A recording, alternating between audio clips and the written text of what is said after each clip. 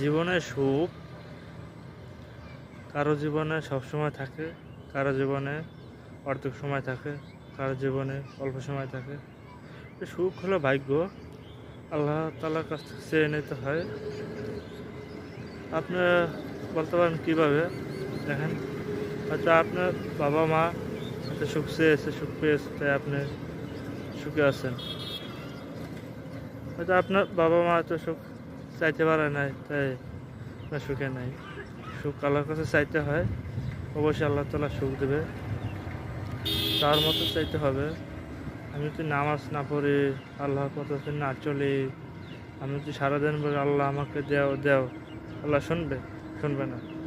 আল্লাহর ঘরে যেতে হবে, নামাজ পড়তে হবে, আল্লাহর নিয়ম মতো চলতে হবে, তা আল্লাহ তাআলা খুশি হয়ে দেবে।